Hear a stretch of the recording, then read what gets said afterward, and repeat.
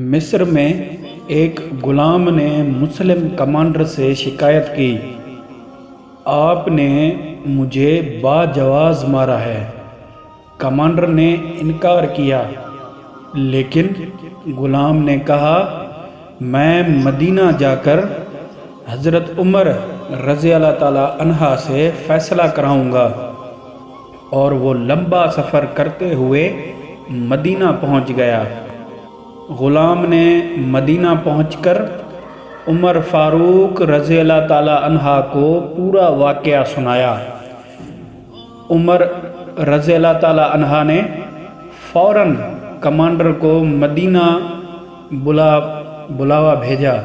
سب کو پتہ چل گیا کہ عمر رضی اللہ تعالیٰ عنہ کے عدل کا سامنا کوئی بڑا یا چھوٹا نہیں ہوتا۔ کچھ دنوں بعد کمانڈر مدینہ پہنچ گیا۔ عمر رضی اللہ تعالیٰ عنہ نے اسے غلام کے سامنے کھڑا کیا اور کہا، جس طرح اس نے کہا ہے، اگر تم نے ظلم کیا ہے تو یہ تمہیں مار کر اپنا حق پورا کرے گا۔ کمانڈر کا رنگ اڑ گیا۔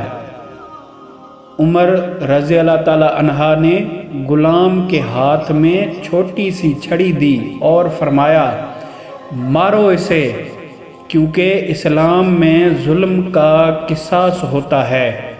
کمانڈر جھک کر کھڑا رہا۔ غلام نے ایک ہلکی سی چھڑی ماری اور رو پڑا، میں بدلہ نہیں لینا چاہتا، مجھے صرف یہ دکھانا تھا کہ اسلام میں انصاف ہوتا ہے۔